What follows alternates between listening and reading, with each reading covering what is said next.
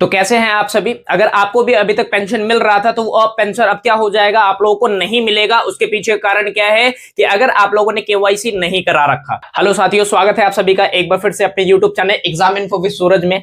आज आपका भाई आपके लिए ई लाभार्थी EYKC ऑनलाइन जो पेंशन है, सामाजिक सुरक्षा पेंशन योजना, उसको इंफॉर्मेशन के रूप में क्या करके आया है, लेकर के आया है, जिसमें खास तौर में हम बात करेंगे कि जो भी यहाँ पर खास तौर पे ओल्ड एज है, विडो है, डिसेबल्ड है, इन लोगों को जो पेंशन मिलती हुई आ रही थी या जो मिलने वाली वो कैसे मिलेंगे अगर आपने केवाईसी नहीं कराया है। तो सबसे पहले आपको क्या करना है साथियों, सबसे पहले आपको जो मोड ऑफ अप्लाई है, ये आपके पास दो ऑप्शन है।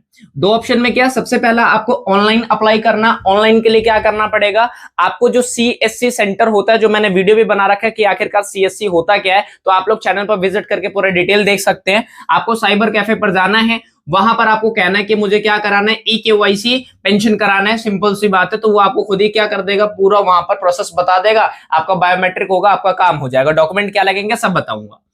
ऑफलाइन तरीके से आप कैसे करा सकते हैं, मान लीजिए किसी को समझ में नहीं आ रहा है कि ऑनलाइन तरीके से कैसे क्या करना है, मुझे कुछ समझ में नहीं आ रहा है, बिल्कुल नहीं, तो उनके लिए सबसे आसान क्या है कि ब्लॉक लेवल पर जाएंगे, ब्लॉक ऑफिस में जाएंगे, वहां पर क्या होगा, उनको फॉर्म दिया जाएगा।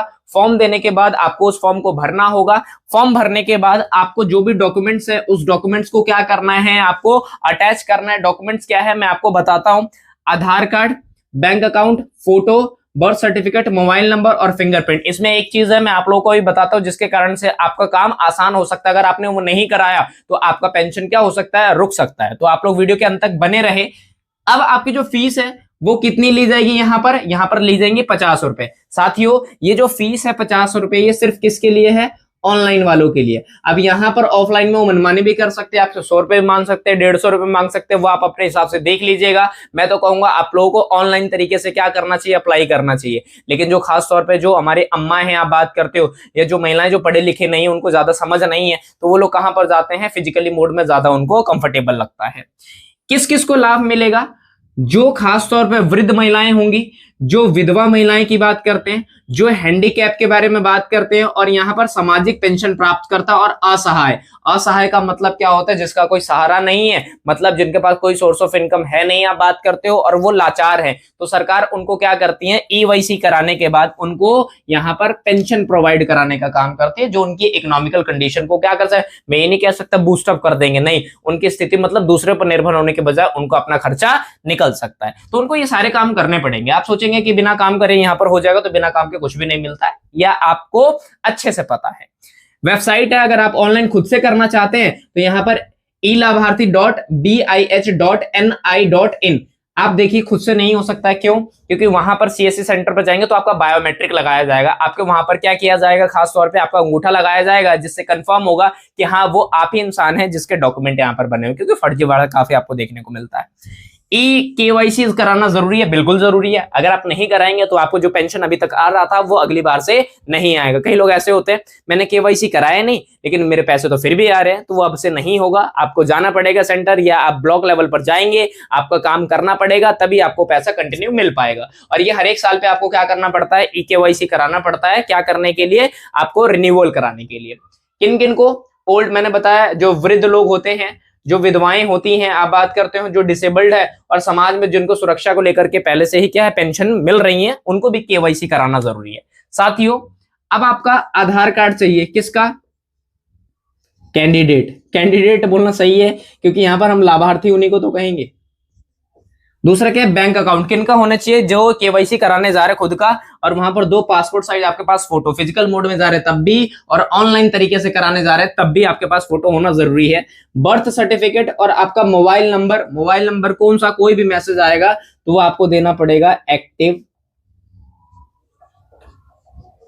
Active mobile number. और ये किससे जुड़ा हुआ होना चाहिए, क्योंकि आजकल मैं बार बार बताता हूं आप लोगों को, DBT डायरेक्ट बेनिफिट ट्रांसफर की बात करते हैं कि मान लीजिए गवर्नमेंट है और इधर क्या है, कैंडिडेट है, तो इनके बीच में कोई भी बिचौलिया नहीं आता, ब्रोकर नहीं आते। इसलिए कहते हैं कि आपका बैंक अकाउंट DBT होना जरूरी है, क्योंकि जो भी पैसा ट्रांसफर होगा सीधे इनके अकाउंट में, मीडिएटर की जरूरत ही नहीं है, मध्यकर्ता की जरूरत ही नहीं है। उसके बाद फिंगरप्रिंट, जो आप पूछ रहे थे पहले कि क्या सर हम बायोमेट्रिक खुद से कर सकते हैं, मशीन आपके पास कहाँ होंगी, नहीं होंगी, या मेरे पास नहीं है, तो मुझे क्या करना पड़ेगा, कैफे पे जाना पड़ेगा, या आप बात करते हो ऑफलाइन में, मुझे ऑफिस जाना पड़ेगा, कौन सा, ब्लॉक लेवल पर।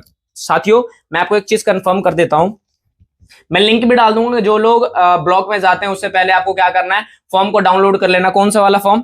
आपको सबसे पहले क्या करना है मैं बता देता हूं। यहां पर गूगल पे जाना है, ई लाभार्थी पेंशन वाला है, वहां पर जैसे क्लिक करेंगे तो यहाँ पर ये आएगा, इस तरीके से खुल जाएगा। तो लास्ट में जैसे ही आप जाएंगे तो यहाँ पर आपको दिख जाएगा क्या लिखा हुआ, मैं बता देता हूँ।